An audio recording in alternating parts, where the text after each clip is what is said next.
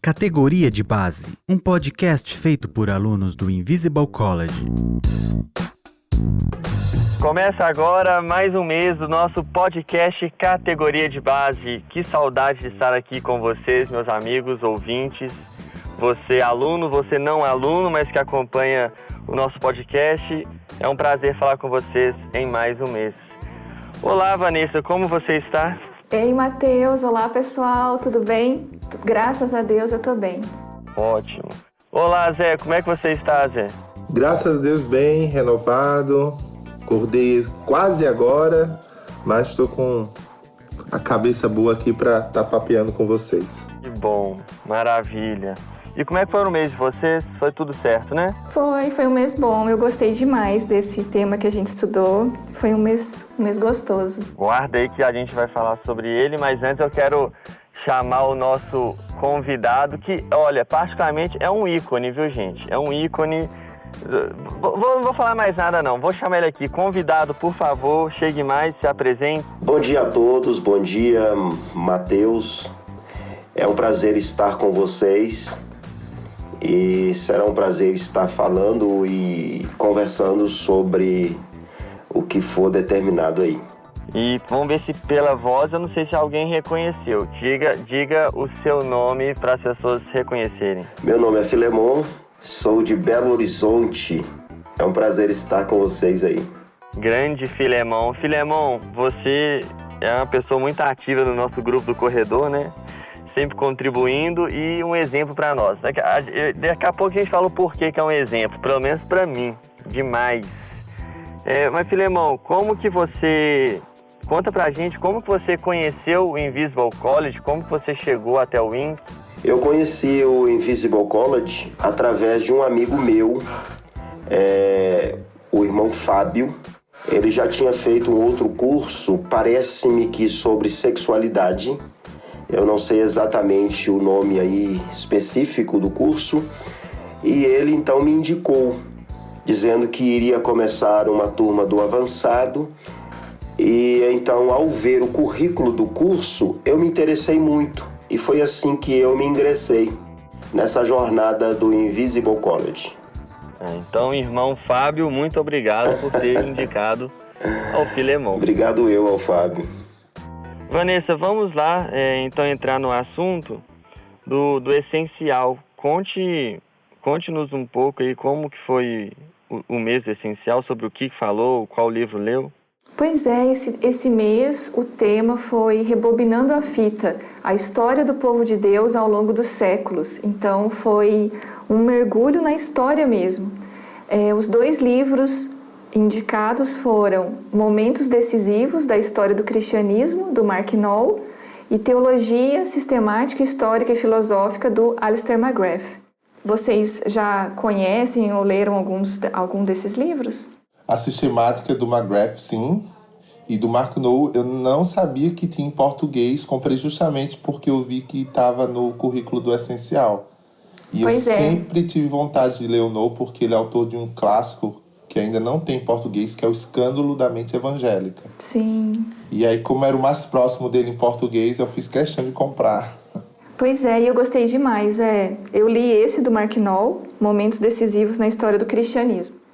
E foi, assim, excelente. Eu gostei demais da leitura. Então, me chamou muita atenção vários aspectos. Assim, é um livro grande, quase 400 páginas, mas é uma leitura muito gostosa, assim, flui muito fácil a leitura. E, bom, para fazer um resumo rápido, né, do livro, eu estava até comentando isso com o Matheus mais cedo. Quando a gente vai falar sobre história de alguma coisa, a gente geralmente divide por períodos históricos e relata, né, o maior número de fatos históricos que a gente tenha registrado sobre esses períodos. Mas a lógica que o Noll usou nesse livro foi identificar momentos decisivos. O Noll, então, vai falar sobre momentos decisivos. Ele vai escolher 12 momentos, 12 coisas que aconteceram que, segundo a opinião dele, influenciaram de maneira importante o legado do cristianismo. Então, foram pontos de transição, ele usa esse termo, pontos de transição no desenvolvimento do cristianismo. E aí ele escolhe, então, 12 pontos. Só para vocês terem uma ideia de quais são, por exemplo, a queda de Jerusalém no ano 70, o Concílio de Niceia em 325, o Concílio de Calcedônia em 451, a criação da regra de São Bento em 530, a coroação de Carlos Magno em 800, o grande cisma da Igreja em 1054, a Dieta de Worms em 1521, o Ato de Supremacia Inglesa em 1534, a fundação da Ordem dos Jesuítas em 1540, a conversão dos irmãos Wesley em 1738, a Revolução Francesa em 1789 e a Conferência Missionária de Edimburgo em 1910. Então isso eu achei muito legal, assim, como ele pega esses 12 pontos e ao contar a história do que aconteceu nesses 12 pontos, ele vai contando um pouco do desenvolvimento da história do cristianismo. Vanessa, eu gostei muito da forma como o Noah dividiu isso, porque normalmente quando a gente fala de história do cristianismo, né, a gente sempre pega aquela questão segue as eras, né? A gente sempre pega as eras, né, tipo da igreja primitiva até os nossos dias, reforma e tal. Já ele não, ele dá destaque ao que de fato assim, foram mais paradigmáticos, né? Você chegou a ler o livro do McGrath? Porque o McGrath, na sistemática dele, também trata de questões históricas. Não, infelizmente não. Eu não comprei na época, mas eu tenho muita vontade de ler. Eu gosto muito do McGrath. Mas eu não li. Eu li só esse do Noll mesmo. E como que dentro do essencial desenvolveu, utilizou, vamos colocar assim, dessa história para dentro do mesmo? Como que foi levado esse tema? Pois é, isso foi muito legal, sabe? Porque a conversa na tutoria foi muito boa. A importância que é para a gente compreender a nossa história. Então, assim, vários aspectos a gente pode aprender, né, e crescer ao estudar sobre isso, mas alguns que eu gostaria de destacar são, primeiro, é a nossa história. Então, sabe quando a gente tem, às vezes, uma tendência de olhar para a nossa igreja ou para a nossa denominação como se fosse algo totalmente separado da história da igreja como um todo, da história do cristianismo como um todo. Então, foi importante para a gente compreender que esses pontos que são narrados aqui, eles acabam relatando uma história da qual eu faço parte também. Nós fazemos parte hoje.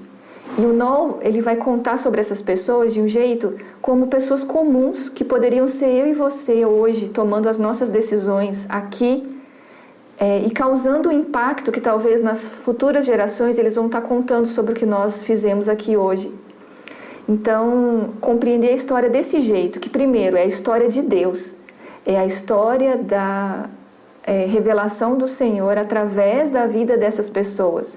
E que em momentos importantes elas tomaram decisões que causaram um impacto que agora está sendo contado num livro como um momento de transição para a própria história do cristianismo. Mas que talvez naquela época, quando essas pessoas tomaram essas decisões, né, quando São Bento decidiu criar uma regra para orientar os monges sobre oração, trabalho, talvez ele não imaginasse que um dia isso ia ser relatado como um momento de transição importante para a preservação do cristianismo.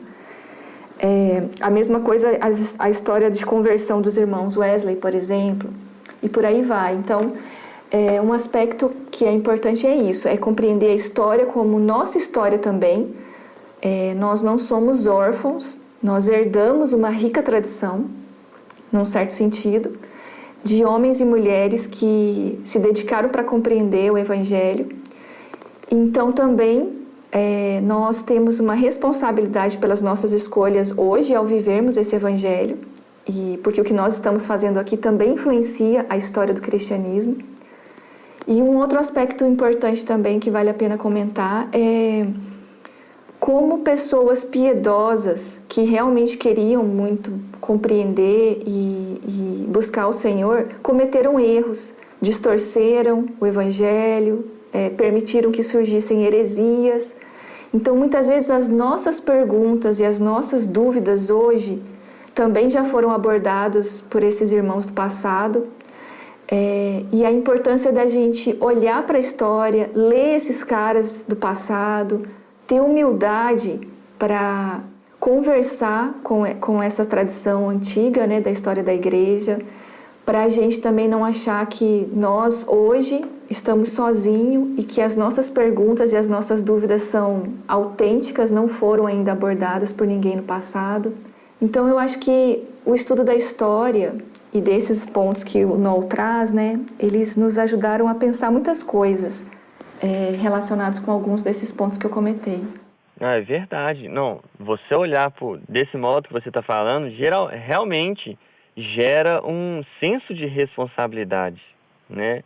E isso é muito verdadeiro. Tipo, enquanto a história está sendo desenrolada, né, desenvolvida, não tem como, igual você falou a conversão dos irmãos Wesley. Cara, poderia ser simplesmente mais uma conversão das muitas conversões naquele ano, naquele dia, sei lá, mas tá aqui, a gente está falando deles. Então, é um senso de responsabilidade que gera na gente como igreja, como cristãos.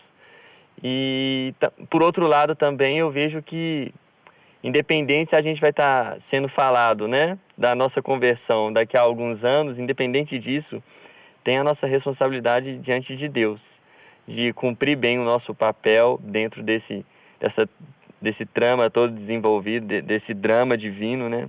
Muito legal.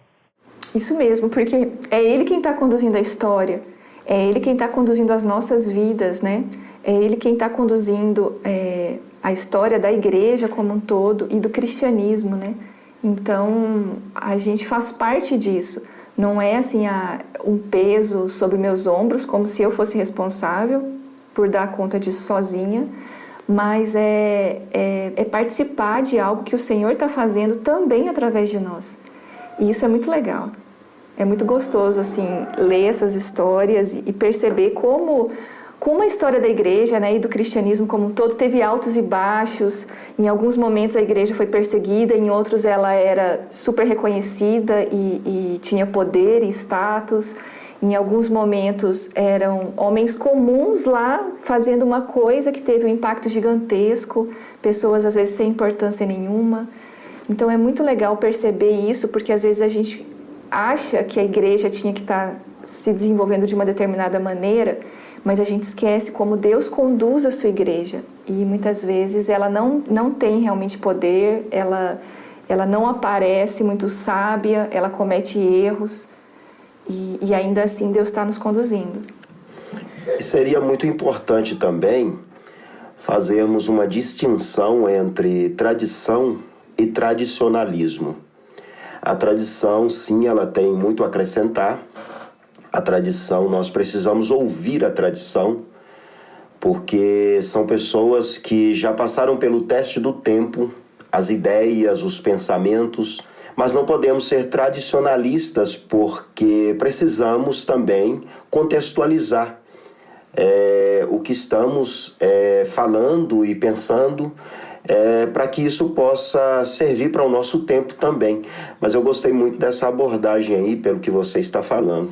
Perfeito. Muito bom. Antes, quer ver? Vamos ouvir o áudio do aluno do Essencial também, então? Vamos ver o que ele achou disso.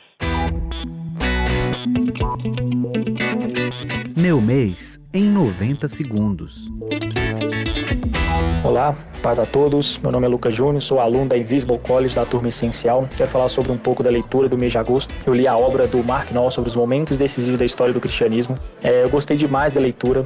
Apesar de ter um tamanho médio, de ter muitas informações, muitos nomes, muitas situações políticas, mas eu gostei muito da leitura, a leitura fluiu bastante. O que eu mais gostei foi a quebra de paradigmas, quebra de alguns preconceitos, de alguns conhecimentos a priori que eu tinha sobre a história da igreja, a história do cristianismo, a história da Igreja Católica Apostólica Romana. O livro ele traz uma outra perspectiva, ele traz um outro lado da moeda que me fez repensar tudo, me fez ter um momento reflexivo, um momento de enxergar outro lado da história. Então o livro ele foi muito bom. O que eu mais gostei foi esse aspecto que a obra fez em mim. Então gostei muito da leitura, gostei bastante do autor, das aulas complementares do Pedro Dutti. Também foi bem construtivo como cristão, como pessoa, como crente mesmo ativo na igreja, porque acho que a história da igreja ela é imprescindível para todo cristão. Quero agradecer a todos, muito obrigado. A paz do Senhor Jesus, irmãos. Então, gente, olha que interessante. Vanessa, você falou aí de momentos decisivos dentro da história da igreja. e que muitas vezes não, com certeza aquelas pessoas não faziam ideia de como aquilo marcaria a história da igreja, o desenvolvimento da história da igreja. E contextualizando aqui para hoje, trazendo para os nossos dias, principalmente para a igreja brasileira, que vive, na minha humilde opinião, vive uma celeuma, uma bagunça, principalmente deixando assuntos, principalmente como política, que a gente vai falar aqui do avançado, entrar para dentro da igreja de uma forma, muitas vezes até substituindo o evangelho no púlpito. E será que a gente tem noção do quanto que essa troca, do quanto que está sendo entrando para dentro da igreja? Será que a gente tem noção de que isso vai afetar o rumo da igreja? Ou se vai afetar, será que daqui a 50, 100, 200, 300 anos vai estar escrito um novo livro da história da igreja e passando nos nossos dias e dizendo como que isso afetou, como que isso mudou o rumo da igreja, enfim, alguma coisa nesse sentido? Ô Zé, você que é um cara que está aí sempre por dentro de tudo, me diz aí, o que você viu desse mês, desse tema, como você relaciona a política, como é que você vê a política hoje, como que se relaciona isso com a história da igreja? É novidade isso que a gente está vivendo, será? Será que já aconteceu isso em algum momento antes? Então, eu acho que cada época lidou, né, com o seu contexto entre a relação dos cristãos com a política. E acho que isso envolve muito aquela compreensão, né, que o Richard Niebuhr falou no Cristicultura, né? A forma como os cristãos lidaram com os aspectos culturais dos quais a política está envolvida, né?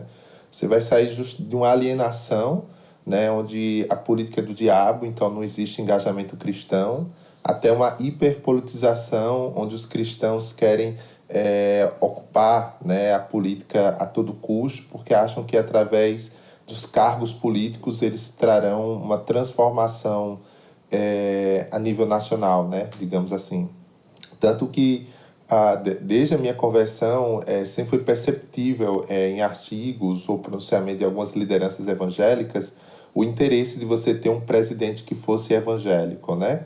Até hoje a gente nunca teve, de fato, teve candidatos evangélicos que concorreram ao cargo de presidente da República, mas nunca tivemos. Então, para muita gente, o atual presidente, ele não é esse presidente evangélico, mas, digamos, é o que chega mais próximo. E aí os cristãos acabam, por não saber lidar com essa questão de uma maneira correta, à luz das Escrituras, deposita suas esperanças. Então você vai sair lá da alienação da política do diabo, a ideia de que você tem que dominar os cargos políticos para trazer essa mudança. Eu estava lendo um livro aqui que é da Nancy Pearcey, O Verdade Absoluta, e eu achei muito curioso porque ela, na introdução do livro, ela descreve isso, que os Estados Unidos passou por essa fase, né? Ela conta a história de um advogado que foi convidado para ir para Washington trabalhar no Capitólio, e ele perguntou a um pastor muito influente assim, o que ele deveria fazer. E a resposta do pastor foi: olha, se você quiser ser só um advogado, fica onde você está. Mas se você quiser trazer uma mudança a nível nacional, você tem que vir para Washington, para a capital, porque é aqui que as mudanças ocorrem. E a Nancy vai mostrar que a experiência das pessoas que já tinham feito isso é que não, porque não é a política que muda a cultura que muda a política. E você não muda a cultura a partir de lideranças políticas, você muda a cultura, como a Vanessa falou, ou foi você, através de pessoas comuns que servem a Deus nas mais diversas esferas, né? Aquela ideia da presença fiel. Então, assim, o livro do Coises, que foi um livro que nós lemos, é até curioso pelo título, porque ele vai falar visões e ilusões políticas. Então, a visão política correta seria aquela que o Evangelho nos ajuda a entender o papel da política enquanto um desenvolvimento do mandato cultural. Mas as ilusões são justamente quando a gente pega isso que é bom que Deus criou e a gente converte em um ídolo.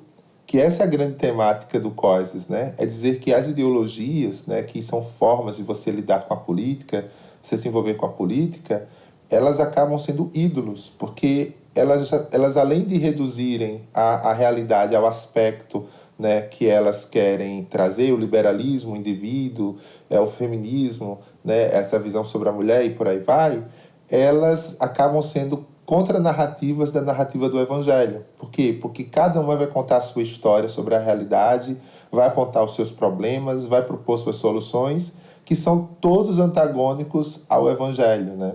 Então, aí tem outra questão. Você não tem nem como sequestrar o cristianismo a uma ideologia específica, porque a fé cristã é supra-ideológica. Então, não tem a ideologia que represente o cristianismo. Não existe isso, né?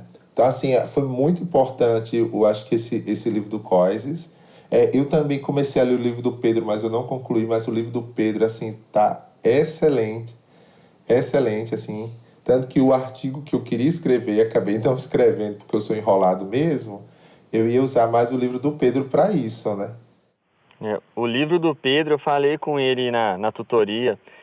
Eu fui por ele, eu não li o do Coises, apesar de que eu comprei, mas não cheguei a ler, porque realmente o meu mês de agosto teve uma demanda muito alta com compromissos da igreja. Eu li muito pouco, eu foquei muito no guia de estudo e nas aulas, e do livro eu li muito pouco, mas o pouco que eu li do livro do Pedro, eu falei com ele, me lembrou muito Capital Moral, que Capital Moral você tinha que marcar a página inteira, que era tudo tão interessante, todo parágrafo uma coisa interessante, importante. O livro do Pedro está na mesma pegada, um excelente livro.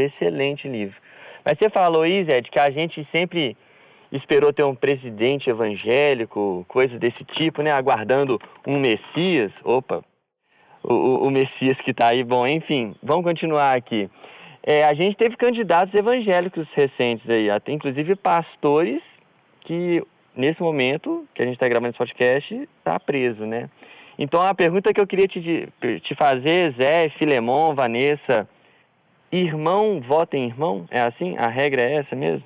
Então, isso é muito curioso, porque eu até escrevi um texto já tem muito tempo isso aí, né? Quando o garotinho ele foi candidato a presidente, eu lembro que eu assisti naqueles programas de televisão, era adolescente, né? Que passava aos sábados, tinha um canal que aos sábados era a manhã todinha de programa evangélico, né? Aí os meus sábados eram assistindo esses programas.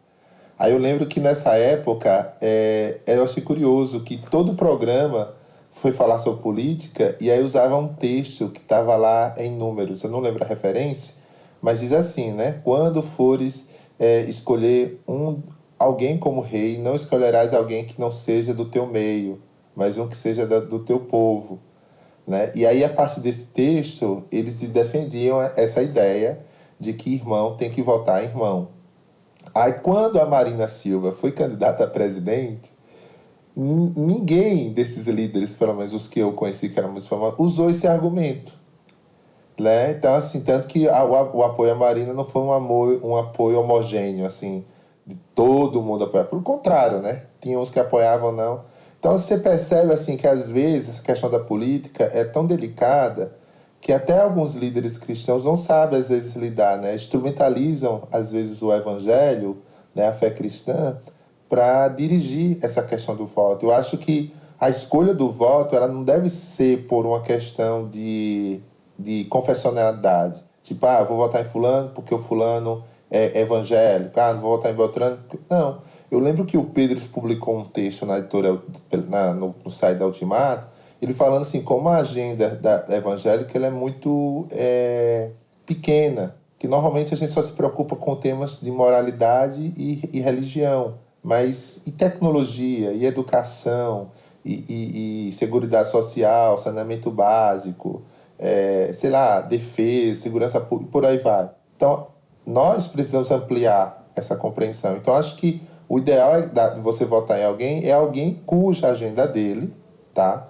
Ela corresponda com aquilo que você, como cidadão, espera. Né? Então, eu acho que você não deve votar em personalidade, você deve votar em agenda. Eu vou votar no fulano porque a agenda dele é a que melhor ou que tem mais pontos que converge com aquilo que eu espero, né? Uhum. Eu acho um péssimo testemunho público, o político cristão que está lá para defender simplesmente, puramente interesses da igreja. Aqui em Minas Gerais a gente tem um exemplo disso. Ou esse político só se envolve em causas que vão dar visibilidade para ele, ou então ele está lá simplesmente para querer isentar a igreja de impostos, de reduzir conta de luz da igreja, só milita nessa causa. Eu acho isso um testemunho horrível, péssimo, não sei de vocês. Desculpa te interromper, só que eu lembrei de uma coisa. O acho que é James Brett, que ele é um biógrafo do Kuyper. Inclusive, esse livro estava bem baratinho na Amazon, estava R$11. Ele conta a biografia do Kuyper. Ele diz uma coisa muito curiosa sobre o Kuyper, né? Para quem não conhece, o Abraham Kuyper foi o cara que fundou a Universidade Livre de Amsterdã, era pastor, foi primeiro-ministro da Holanda, uma espécie de presidente da República, fundou um partido revolucionário, jornalista, escreveu livros e por aí vai. E ele diz o seguinte, que o Kuyper, ele defendia que os cristãos deviam ir com o peso das suas convicções para a arena pública. Só que ele nunca iria em busca de privilégios. Mas a agenda do Kuyper era uma agenda de paridade, ou seja, era buscar o bem comum para todos. Então, eu acho assim que nós, principalmente aqueles que se engajam na esfera política partidária, que são evangélicos, eles precisam ter essa compreensão, né, de que eles não estão ali para defender o seu gueto. Eles estão ali para buscar o bem comum, a ideia do capital moral que a gente viu no mês passado. Não é buscar os interesses da comunidade evangélica, mas, por exemplo, se eu vejo que as religiões de matriz africana, elas estão sofrendo perseguição religiosa, estão tendo os seus terreiros prejudicados, eu como parlamentar ou alguém que exerce cargo político que tenha relação com essa comunidade, eu preciso levantar a voz contra a injustiça, porque se eu não quero que faça isso com as igrejas evangélicas, eu não posso favorar que faça isso tipo, com a comunidade de matriz africana ou com qualquer outro, né? Então, a agenda de paridades, ela não age a partir do gueto, ela age a partir da busca do bem comum. E é isso que é belo no cristianismo, porque a fé cristã, o bem que ela não traz um bem apenas para os cristãos, é um bem que traz bem para todo mundo. Pensa, por exemplo, na escola pública. De onde vem a escola pública? De Lutero. Né? Ontem eu conversando com um amigo, ele disse que viajou para Gramado e ele passando por algumas cidades lá que foram fundadas por alemães, disse que o índice de analfabetismo lá é quase zero, e quando o guia foi comentar, disse não, é porque os alemães eles defendiam muito a educação porque as pessoas precisavam ler a Bíblia. Então, para que todos pudessem ler a Bíblia, então eles sempre investiam nessa questão de ensinar as pessoas a lerem e tal. Então, olha como o cristianismo ele é belo, né? A gente acha que é só uma pegada de crente, mas não, é uma coisa que abençoa várias áreas da nossa vida. O que eu ia comentar em cima do que o Matheus falou era bem nessa direção, Zé. Porque eu acho que não é uma questão dos evangélicos que estão lá no poder político, é uma questão do próprio sistema político hoje no Brasil. A cultura política é cada um defendendo o seu interesse, sabe? Isso não é um privilégio dos evangélicos que estão lá e ficam defendendo seus guetos religiosos. As pessoas almejam o poder político hoje, de modo geral, né? Claro que há exceções, mas as pessoas tendem a almejar o poder porque elas acabam desenvolvendo alguma esfera de influência, né, no seu meio, e ali, com algum poder político, elas vão ter mais influência ainda de determinar leis e por aí vai, beneficiando os seus interesses particulares, que às vezes é de um grupo, né, ou de uma categoria, sei lá. Então, eu vejo que esse comportamento que o Matheus descreveu acontece de modo geral no nosso sistema político hoje, nas mais variadas graus, né, de autoridade política.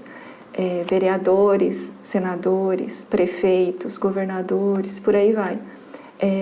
Pessoas com suas agendas próprias, com seus interesses próprios, quando, na verdade, nós precisamos de uma reforma política que considere a ação pública, né, e todo esse esforço no engajamento para o florescimento do bem público, do bem comum, como o Zé colocou. Que eu acho que a gente precisa de uma educação política mesmo. E aí, por isso que eu acho importante esse estudo que o Pedro traz, né, no livro dele, e que o Coises resgata, porque todos nós temos a tendência de depositar uma fé em algo, e isso faz com que a gente construa ídolos políticos também, e idolatrias, né, como foi o tema da Conferência do Labri em 2016, onde a gente tratou esse tema. junto com o Movimento Mosaico lá em Goiânia.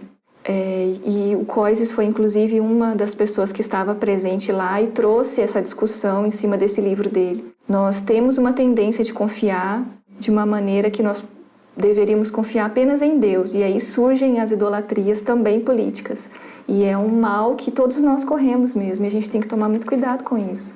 Então, Vanessa, eu concordo 100% com você de que não é algo exclusivo dos evangélicos ou cristãos. Você vê isso claramente. O deputado que chegou lá por voto, por ter participado de um BBB, ou o cara que era o pregador do evento, mega evento lá no sul do país, enfim, vai ter de tudo, concordo perfeitamente. Mas o que me deixa indignado é que a nossa mentalidade, eu digo nossa, assim, agora generalizando mesmo, a gente está nos amoldando com o que está sendo feito lá em Brasília ou em cada cidade do Brasil. E não deveria ser assim. Mas aí exige uma mudança de cosmovisão, né? Que é todo esse processo que o Pedro está trazendo, até com esse curso novo, né, do Proteste, né?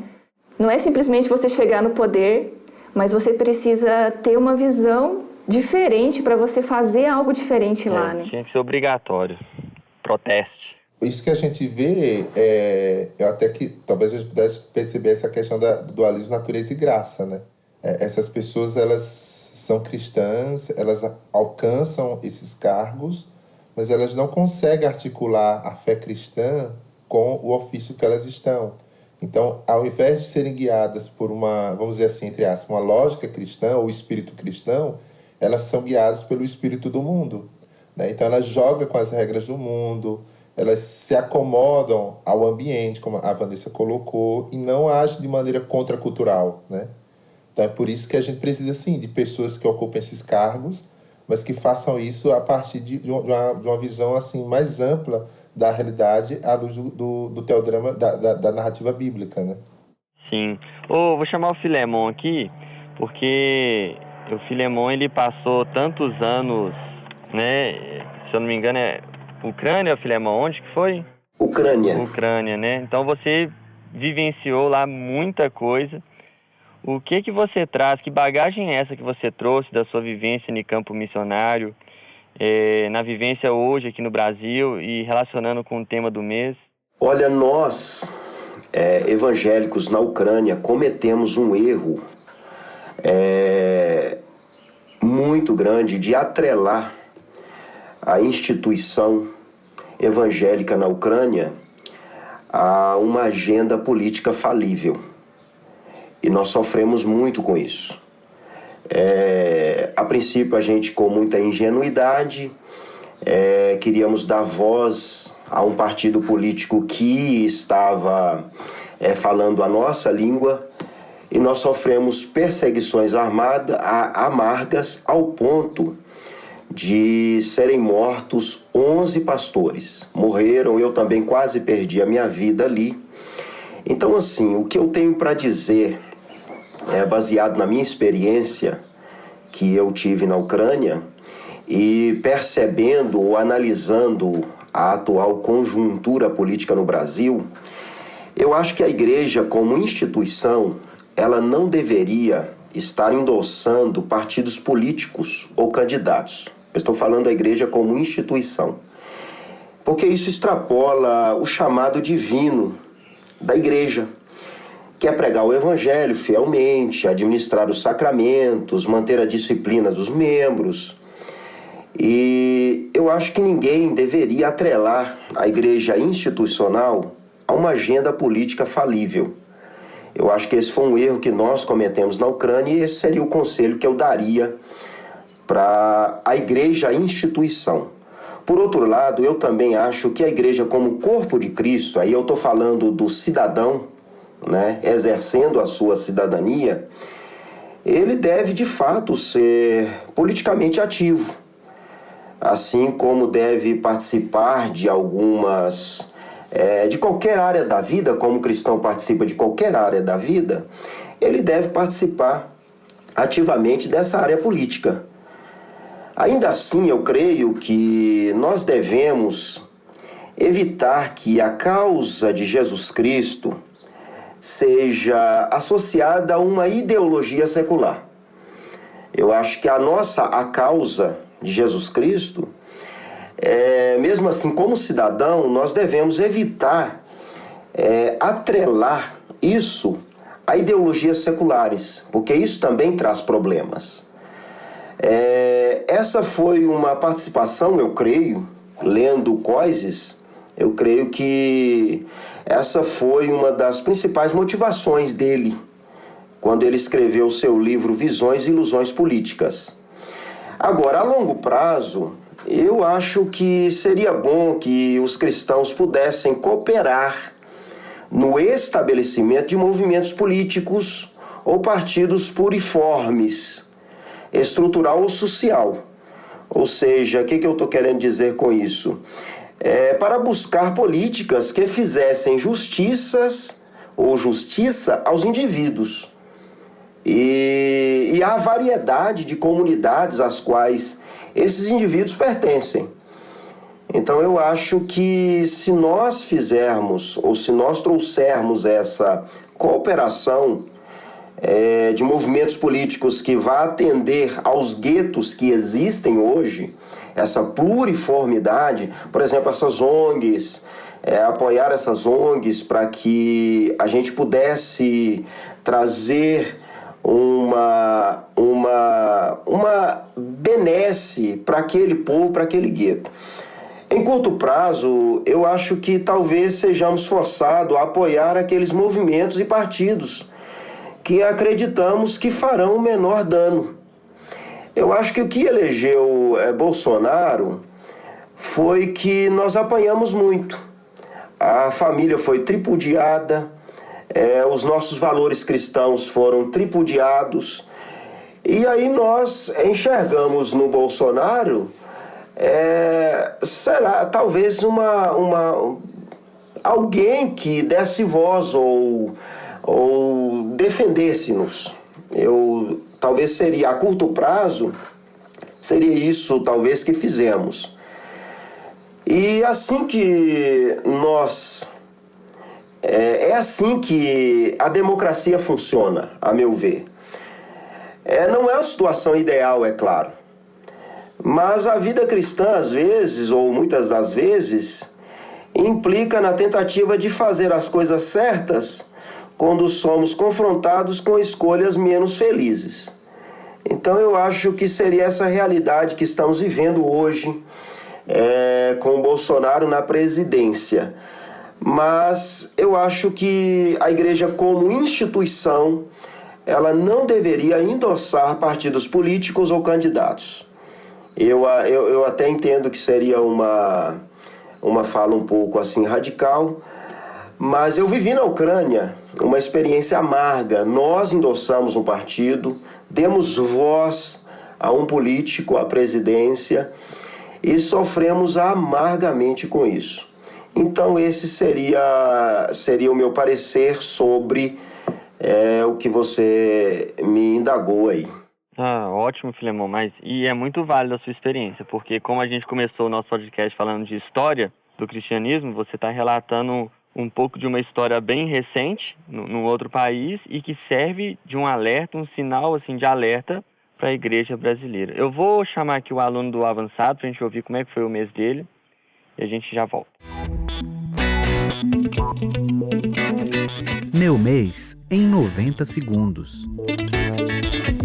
Olá, meu nome é Leonardo Aragão, eu sou de São Bernardo do Campo, São Paulo, estudante do INC Avançado, e estudar no Invisible College tem sido uma das melhores experiências da minha vida, especialmente porque o INC foi um divisor de águas para mim em relação a toda a minha estrutura de pensamento. Eu posso dizer com alguma certeza que os últimos meses foram os meses que mais transformaram a minha cabeça. Eu nunca pensei filosofia, teologia e vida cristã de maneira tão diferente, de maneira tão integral como tenho feito no INC nesses últimos meses. Estudar no mês passado política a partir da visão reformacional no livro Visões e Ilusões Políticas do David Coises foi especialmente importante. Se a gente pensar especificamente numa época tão polarizada como a nossa, numa época em que a política tem sido motivo de divisão dentro da igreja, pensar política a partir de uma cosmovisão genuinamente cristã E não só isso, a partir de uma perspectiva reformacional, abre portas para que a gente possa entender que pensar política de uma cosmovisão cristã não precisa ser pensar política a partir de alguma ideologia específica. O cristianismo, na realidade, ele se liberta de toda a escravidão. E é isso que o COIS apresenta, que é extremamente essencial para os nossos dias. Muito bom. E comentando isso que o Filemon falou, a pergunta que orientou, né, a nossa leitura nesse mês, de acordo com a própria orientação do Pedro, foi justamente como que, lendo a história, a gente reconhece erros que foram cometidos e a gente pode aprender com esses erros, para a gente não cometê-los novamente. E com certeza, ao longo da história do cristianismo, houve vários momentos relacionados com a relação entre a fé e a política. E nesse livro do Knoll, especificamente, ele cita um ponto que foi a coroação de Carlos Magno, no ano 800, onde houve esse relacionamento muito próximo entre o poder político e a liderança da igreja. E diante também da história, né, que o Filemon contou para a gente tem sim como aprender com os eventos passados da nossa história, como que as pessoas relacionaram a fé ou a religião, né, institucional com o poder político e como que a gente pode aprender com isso para a gente não cometer os mesmos erros ou o que foi tentado que não funcionou e mais ou menos o que a gente pode fazer diferente. Tá, mas se fosse cada um que pudesse falar bem rapidamente, rápido mesmo. Ok, o problema é esse, a gente identifica, a gente reconhece. Agora, como solucionar isso? O que a gente vai fazer em nível de igreja local? Em nível de igreja local, como é que a gente pode propor uma mudança com o cuidado de não permitir que a política se passe a tornar o tema central da igreja local? Isso aí chama-se discipulado. Discipulado cristão. O Guilherme Carvalho já vem falando há muito tempo que esses casos que a gente vê, pega Flor de Lis, político, artista, sei lá o que for, esses problemas só revelam uma crise de discipulado, né? As pessoas, assim, pegaram o discipulado, colocaram como se fosse um curso de 4 semanas que você dá para um novo crente ou um novo membro, mas o discipulado diz respeito toda a vida, né? O Jonas Madureira, ele escreveu um livro, chama-se O Custo do Discipulado. Ele trata lá que discipulado é tanto você ajudar pessoas a seguirem a Jesus, como você imitar a Cristo. Então, enquanto a igreja ela não tiver a compreensão de que o discipulado trata da formação espiritual e que essa formação espiritual se dá ao longo de toda a vida, você vai achar que só pelo fato do cara ter uma linguagem evangélica, ter uma playlist gospel, servir a igreja, que ele já é um discípulo de Jesus. Eu lembro que o Bill Hybels, né, que era pastor da Willow Creek, uma vez ele deu uma entrevista há muito tempo, né, que ele chegou à conclusão que a igreja dele tinha muitos evangélicos, mas poucos discípulos de Jesus. Então ele percebia que ele estava tendo um problema, porque era uma das maiores igrejas evangélicas dos Estados Unidos, mas ele não estava tendo condições, talvez, de criar essa cultura de discipulado na igreja e tal. Então acho que o caminho é resgatar a ideia do discipulado como formação espiritual, dos vínculos, do relacionamento. Envolve essa questão da coesão, da tradição da igreja, enfim. São várias coisas, não dá para estar detalhando tudo aqui, mas eu acho que o caminho seria esse. Eu concordo também com o que o Zé falou e eu acho que é o ponto central. E até um áudio que o Pedro mandou para o grupo do Invisible College, que eu acho que a maioria que está nos ouvindo pode participar também desse grupo, a gente não correr esse risco de nos conformar com a cultura à nossa volta. Nós precisamos nos conformar à imagem de Jesus Cristo e isso vai sempre trazer desafios em termos de nossas escolhas e comportamentos em todas as áreas, não só a política, né? Mas também a política. E um dos aspectos que ele colocou também, o Pedro, nesse áudio, falando sobre a leitura desse livro do Mark Knoll, quando ele fala do processo da Revolução Francesa e de como que houve esse esfriamento da fé depois disso, foi porque a fé se misturou com a cultura e virou uma coisa só, e aí não teve muita distinção. Então, quando a gente se acomoda à nossa cultura, à nossa volta, porque nos falta esse processo de discipulado e de conformidade com Cristo, isso gera um perigo muito grande. E na política, especificamente, isso é extremamente perigoso. Então não tem uma receita pronta, não tem como falar assim, o problema é esse, a solução é essa. Eu acho que o desafio está em nós encararmos com seriedade esse processo de transformação integral que cada um de nós como cristãos estão passando e que nós precisamos nos submeter a um processo de discipulado real com Cristo, que acontece nas nossas igrejas locais. A comunidade é muito importante para isso. Não é algo realizado sozinho, individualmente, é algo realizado em comunidade. E isso vai exigir de nós desafios vários, em todas as áreas, para a gente enxergar o que está acontecendo à nossa volta, cada uma das circunstâncias que cada um aqui tem enfrentado, e escolher e decidir e mudar comportamentos a partir disso. E aí então traz essa responsabilidade, né? Deus nos chama para exercer essa responsabilidade. Perfeito. Gente, e partindo aqui agora para o final, como que foi então a resenha / artigo de vocês a partir desse mês de agosto? Você, Filemon, vamos dar a prioridade para o nosso convidado aqui. Muito bom. Eu tive muita facilidade para escrever o artigo. Me identifiquei muito com a linha de pensamento de Coises. Eu acho que ele traz uma abordagem dos cinco sistemas políticos muito boa, e ele nos traz um equilíbrio da nossa vida cristã e a vida política.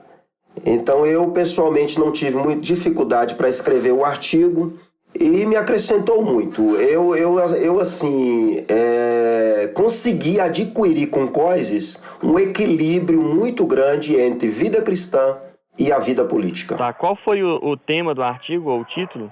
O meu artigo, eu dei o título dele a Pluriformidade Social como Alternativa Política Não Ideológica. Estilo Filemon. Exatamente. Excelente, meu irmão. Muito bom. Minha muito gente, bom. O Filemon, ele é muito... Olha isso, pensei que eu estava vendo um artigo do Guilherme Carvalho. Com esse título aí. Olha, o Coises, ele é meu fã também.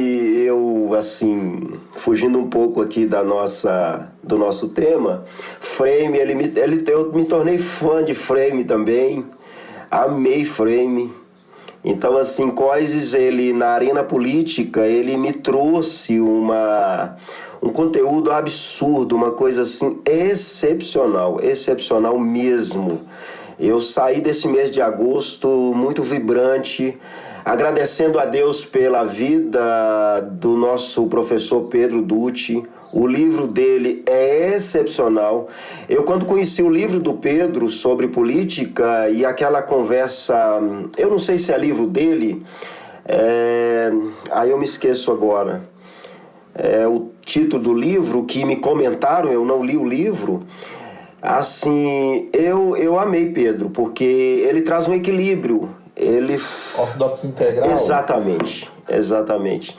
Então, assim, eu amei. Então, a visão do Pedro, assim, uma contribuição positiva, tem muito a agradecer a Deus por tudo. Bom, eu consegui fazer o artigo também, graças a Deus, eu furei só um mês até agora, viu só, Douglas? Tamo junto aí. Um exemplo. Foi muito legal, assim, resumir um pouquinho cada um desses pontos de transição. Eu acho que a resenha é um exercício muito bom para a nossa aprendizagem, sabe? E uma coisa que eu tô percebendo é que é importante ir fazendo a resenha aos pouquinhos, à medida que a gente vai lendo o livro mesmo. Porque quando a gente deixa para fazer só no final, no último momento, assim, acaba o nosso tempo e aí a gente não consegue dar conta de entregar mesmo. Então fica uma dica aí para os nossos colegas de curso, tentem fazer a resenha aos pouquinhos, vai resumindo, né, cada capítulo, conforme vocês vão lendo ao longo do mês. Não deixa para ler, né, na última semana, que daí não vai dar tempo também de fazer a resenha. Mas foi tranquilo. E você, Matheus, fez sobre o quê? Então, o que aconteceu? Na tutoria que eu tive, sempre boa por sinal, né? Conversando com o Pedro, eu falei, Pedro, eu não consegui ler muito do livro, esse mês foi apertado, foquei mais nos textos, nos vídeos, no material do guia de estudo e nas aulas. Ele falou, não tem problema, Matheus. Pegue então o texto do guia de estudo, enfim, faça do que você viu. E eu li um texto, Zé, que lembrou muito de uma discussão que você participou bastante lá no grupo do Corredor do Avançado, no mês passado, sobre capital moral. Nesse mês tem um texto que fala, eu esqueci o título exatamente, mas está no guia de estudo na primeira parte dele lá, falando sobre como o Kuyper, talvez aquela estratégia de não... Enfim, deixa eu voltar aqui. Lá falando sobre os discípulos de Kuyper não terem investido tanto no evangelismo, e isso fez com que aquele movimento, que foi muito frutífero no começo, tenha quase desaparecido. E a Holanda está numa situação muito diferente do que era há menos de 100 anos atrás. Então eu peguei uma ideia que o Pedro lançou, peguei esse texto, juntei com o que eu li, e eu falei sobre sermos tradutores de Deus, que a presença cristã pública deve ser assim, porque eu cheguei com um dilema para o Pedro, falei, Pedro, ok, a nossa vida, a vida do cristão, ela não tem que ser fragmentada, não tem como eu ser uma vida toda compartimentalizada, não existe isso, eu sou um só, ok. Porém, na soberania das esferas, não tem como, não posso também permitir que uma esfera imponha algo sobre a outra, porque isso vai causar injustiças. Ok, ótimo. Então, como conciliar o político cristão, essas duas coisas, sabe? De saber que ele é uma coisa só, ele é uma pessoa só, ele é cristão e ponto final, mas respeitar a soberania das esferas. E ele lançou essa necessidade de falar sobre tradutores de Deus. Então, eu peguei... isso que precisa ser uma realidade, peguei a ideia do Van Hooser, né, do drama, e apliquei isso numa coisa só. Então, foi bem legal, foi um texto que eu gostei, e graças a Deus, deu tudo certo. E você, Zé? Então, o artigo que eu ia escrever, mas não escrevi, mas ainda pretendo escrever, ele ia falar sobre teologia pública. A ideia era demonstrar como o cristianismo ele é bom assim para o mundo, né? Até na tutoria, conversando com o Pedro, e o que me fez mais pensar nisso foi o livro dele, Fé Cristã e Ação Política, né? Os primeiros capítulos ajudam nessa compreensão.